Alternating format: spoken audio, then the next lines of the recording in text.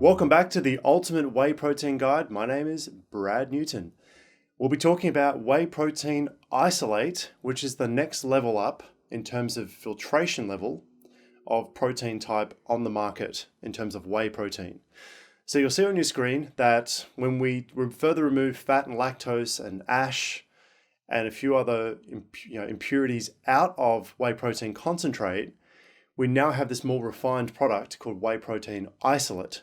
It means isolate just means that we're isolating more and more of the protein that we can actually use, that the body can actually use, and we're discarding more of what we don't need.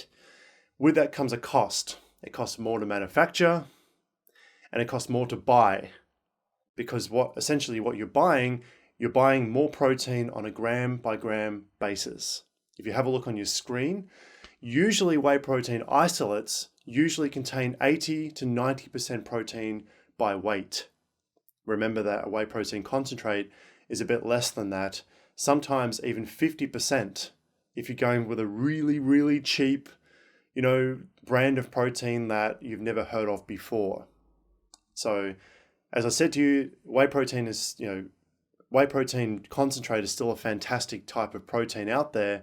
Just make sure you go with a reputable brand so that you have an idea of, you'll ensure that you'll get a lot more protein on a gram to gram basis.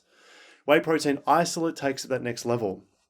So most of what you don't need is removed from the product, but also stuff that you do need is also removed from the product, such as these subfractions that I mentioned before in the previous discussion. So we talked about lactoferrin. There's also immunoglobulins and lactoglobulins as well, which are subfractions which have health benefits for us. And although I couldn't find any specific scientific research that links the quantities of these subfractions found in whey protein to actual health benefits in our body, there are research papers out there which link these various subfractions to health effects in our bodies at the correct quantities. So yes, look, if health is not a concern for you, then you don't care about these subfractions. But if you want to maintain some level of health, then this might be a consideration that you might not go with an isolate because most of these subfractions have been destroyed. So, and all of them can be destroyed. It depends on how the manufacturer processes that particular type of whey protein concentrate, because there are over half a dozen type of filtration methods, some more aggressive than others. You have ion exchange, you have cross microfiltration and so forth. So these different filtration processes have different effects at a molecular level on these protein structures. So it's a good assumption to say that whey protein isolate has had most of the subfractions destroyed. It's also more expensive, as I mentioned. It's more expensive to manufacture because there's an extra level of manufacturing that's required to further isolate the protein that we'll actually use, that our bodies will actually use, and discard the stuff that we don't actually use. So in saying that, if you're lactose intolerant, as I mentioned, this type of whey protein is a great place to start because a lot of the fat and the lactose has been removed. And so, if you're mildly lactose intolerant, look for a whey protein isolate. So in other words, if you go to the packaging and you look on the back and you look at the nutrition label, the first thing that it should say is whey protein isolate, because that means that that product contains mostly whey protein isolate by weight. So if it says whey protein isolate followed by whey protein concentrate, then start with that.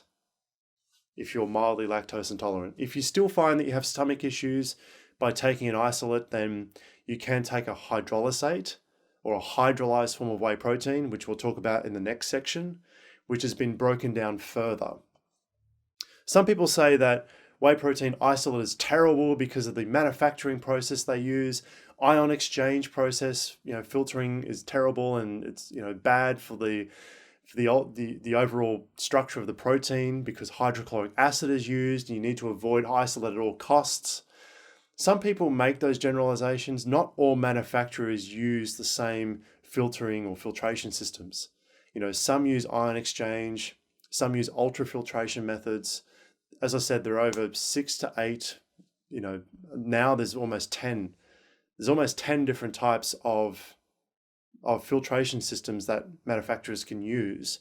And some manufacturers use a different filtration system for a different type of whey protein as well.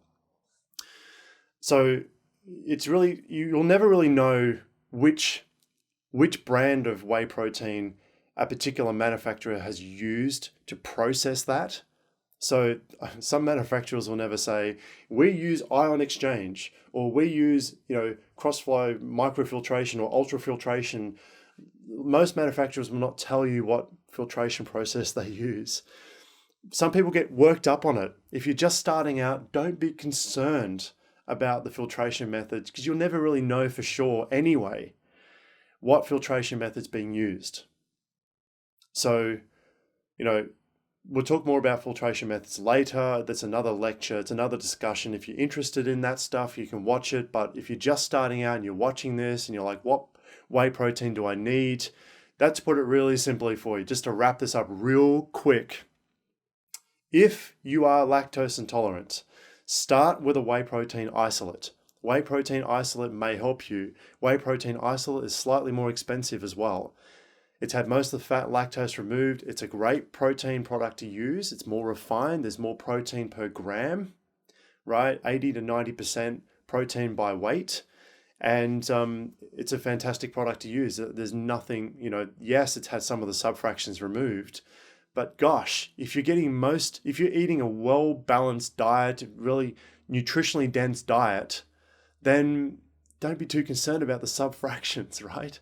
Lactoferrin, for example, less than 0.5% of the weight of these whey protein types out there contain lactoferrin, right? So most people get caught up on the small stuff. I get it that, if you can benefit by having it, yes, take it. Like I actually prefer whey protein concentrate / isolate blended together, because I get the best of both worlds. I get the fact that an isolate has, most of the fat and lactose removed, and the concentrate, because I have those, those subfractions as well.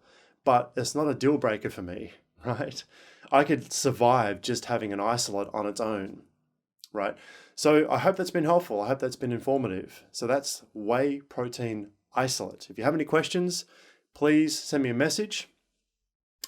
One more thing, actually, I almost forgot to mention that, 2 more things I forgot to mention, that the last point on your screen there, D and L amino acids. Now, Dr. McCullough, he postulates that, there are 2 different types of amino acids. Yes, there are D types and there are L types. Now, he postulates that the body cannot use D forms of amino acids, and that you should avoid whey protein isolate at all costs. But I actually could not find any scientific reference that actually supports his disposition. I spent a lot of time looking at PubMed, going through any possible scientific reference to his postulation, to his argument. So if you come across any argument from him about D and L forms of amino acids and how you should avoid, whey protein isolate because of the D form amino acids, I know you're sitting there confused, but I just want to put it out there. I've spent a lot of time researching and trying to find research to back up what he was saying. I couldn't find any research whatsoever. Not saying that what he's saying is not true, but I need science. So if you can find something, send me a message, brad@seekfitlife.com. I'll finish off this section with one more thing on whey protein isolate. Now, if you want to compare whey protein isolate or different whey protein brands with each other, when you go to a supplement store, what you can do is you can look at the back on the label, on the nutrition label, and if you want to determine how much protein is in the tub or in the bag, and you want to compare that to another brand of whey protein out there, then you can just get the total amount of protein per serve and multiply that by the number of servings in the package or the container or the tub or whatever, and that will give you how much protein is in that whole container. So then you'll know, yes, with this particular bag, I'm actually getting this much protein and the rest of it is garbage that I probably don't need. And that will allow you to make a better comparison between different types of different types of whey protein out there from different manufacturers. It's a great little tool that I use as well.